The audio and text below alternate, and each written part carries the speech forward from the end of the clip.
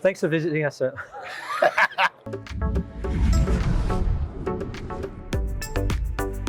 Welcome. We're here at Retail Fest at our Interparcel Stand 6. I want to welcome Simon Gould, CEO of Sydney Digital Marketing. Welcome. G'day, Steve. Thanks for having me. Yeah, thank you. you. To be here. Thanks for visiting.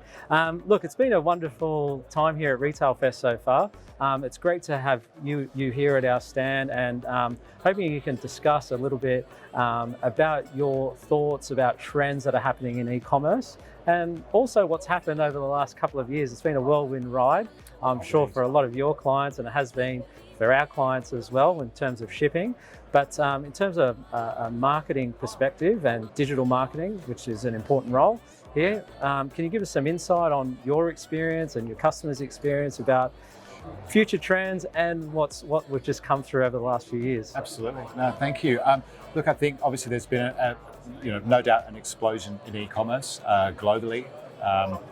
I think Australian numbers, Australian online sales now, they're up at the 63 billion mark. So we've seen a huge growth from 2019 through to today. Put that into perspective, retail sales, I believe, grew at about 4% year on year, 2020, 2021, whereas online sales grew by something like, almost 40% or something. So huge growth. A lot of the barrier to entry now, obviously, has really come right down for anybody to get online, create a site on Shopify, pull in WooCommerce, pull in somebody like yourselves, Interparcel for the fulfillment side of things as well. I think the important part there, though, is obviously to remember that anybody can get online and sell something, but how do you, what are the things that you need to remember, and what does the future look like for anybody coming on?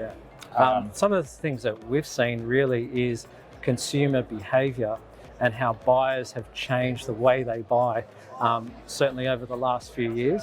So there's a lot more people online and a lot more people that are consuming online, and that omnichannel experience of buying online, going into store, right? So 100%. I guess now it's more important than ever to offer a retail experience and an experience for the e-commerce consumer. And I guess going through the whole journey of that buying cycle. So is there anything that I guess some touch points or advice you can give on, I guess, managing consumer expectation and how to manage your clients through that cycle? Sure. Look, I think the biggest thing that we're seeing, and I mean, you can read this in any report, is convenience. There's online, there's in-store, then there's click and collect. But I think the thing that consumers are looking for more and more is that convenience factor. We've seen the time of purchase, and you probably would have seen this as well, the time of purchase, it's come back into the middle of the day now as well, whereas before a lot of it was sort of after hours, after sort of 7 p.m. at night. So people are looking for that convenience. They're also, in Australia, they're looking for Australian made. We're seeing consumers want to support Australian brands, Australian businesses. So I think, if you are an Australian business or brand watching us now, start thinking about what it is that you can source locally. Sustainability is also, I think almost 75% of consumers are very conscious of some element of sustainability when they're making a purchase.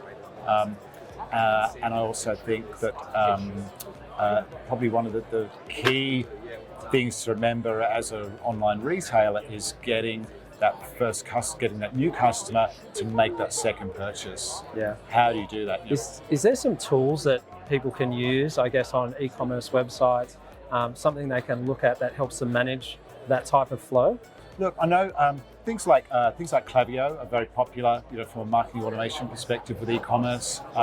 We're a HubSpot partner. We sort of put our hand up for HubSpot wherever we can, but there's a plethora of platforms out there. But I think it's really important that you're staying front of mind with customers. That once they've made that purchase, you give them a great customer experience. From that first click, they clicked on that ad, they've come through to your website, they're interacting with your shopping cart, they're interacting with the fulfillment and the ordering process. How do you communicate with them once they've made that purchase, what does that email look like? You know, is it as good looking perhaps as your website, or is it just a transactional email to say thanks for your purchase? Yeah, we've got a lot of customers using our fulfillment technology, tying in our branded tracking, which is customized with their brand, and also any offers, which is also engaging the end consumer to repeat purchase again. But also, I guess the buck doesn't stop there. It's all about post-purchase, right? How was your experience? How was your delivery? How was the product? Reviews are super important. Platforms obviously like Trustpilot, but also reviews.io is another platform that's well worth looking into.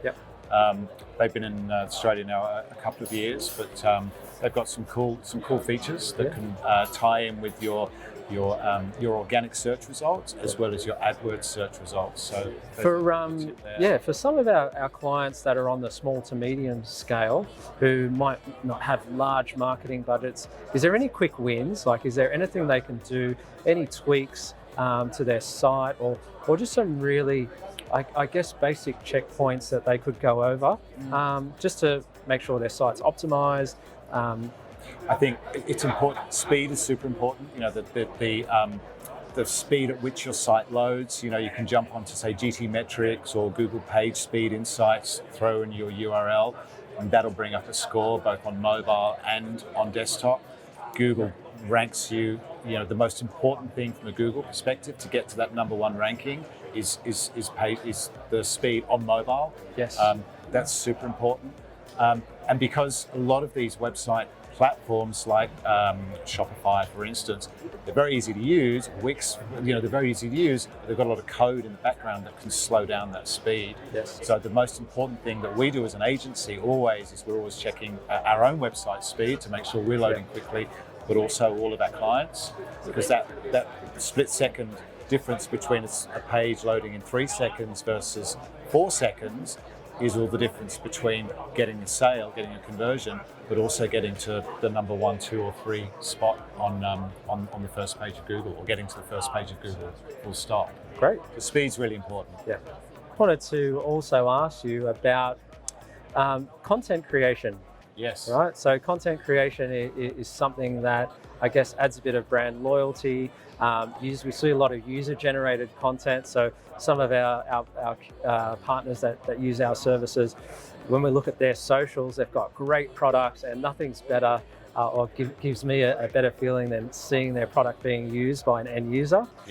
Whether it be some ratchet straps for your 4-wheel drive or whatever it may be, someone physically using that product. So, which is then reposted on socials and stuff like that. So obviously socials come a long way. There's a lot more that you can do with Facebook ads, Instagram, LinkedIn. What are the things that you're seeing from your clients and from a marketing perspective with social? Consistency is key, but just showing up, I think, is, you don't necessarily have to have the most polished, most professional content. I think just showing up, you're not just posting for the sake of posting, obviously trying to add value to people's feed, but it doesn't necessarily have to be like a $10, $20, $30,000 production. I think people are looking for authenticity. That's key when they're scrolling through the feed on any device. When they're scrolling through any feed on a device, they're looking for authenticity. So I think that would be the key thing to keep in mind, is be consistent with your posting. If you're going to post every day, post every day. If you're going to post once a week, post once a week. But just be consistent. And I think the other one is, not all platforms are for everything. This is true. No, you see, LinkedIn, for instance, we play in LinkedIn a lot more than we play in Facebook now as an agency ourselves. We used to spend a lot of money on Facebook. We've now switched that budget to LinkedIn. We don't get as much reach, but we certainly get a much better return because we're dealing with just a more professional audience, I guess. But I'm starting to see LinkedIn turn a little bit into sort of a post anything type place, and I see pushback on that from the comments and people using the platform as well. So I think I've seen that as well. People really calling it out, saying, "Is this really for this platform?" Really for this platform? Great. So no, it's interesting times. And a bit more about Sydney Digital Marketing. you've got quite a big team now. What's your customer base like? Who are they? Where do they trade? What space? Predominantly retail or? Really good question. Actually, funny enough, just this morning we were just doing our sort of quarterly update on sort of what our client base looks like. We work across many verticals, so professional services, law firms, building services, and then about 75% of our clients are reliant on lead generation. Yes. We thought it was a lot more B2B, but quite a bit of it is actually B2C as well. We only work. We're not one of the agencies that works with hundreds and hundreds of brands. We work with a select group of brands like Interparcel, where we can really get to work and really sort of bolt ourselves into the business and really understand your audience, what drives your business, and act as your sort of outsourced but in-house team. Yeah, I guess our experience so far is really understanding who our customers are, strategy, and really getting all on the same board and finding which direction we're going to go in. So, and that's been great. So it's interesting to find out who you help and what industries. Thank you. So great. Thanks, Simon, for visiting us here at Retail Fest. Thanks for sharing your insights, and it's been a pleasure to have you. Awesome. Thanks, Steve. It's been great to be here. Thanks very much.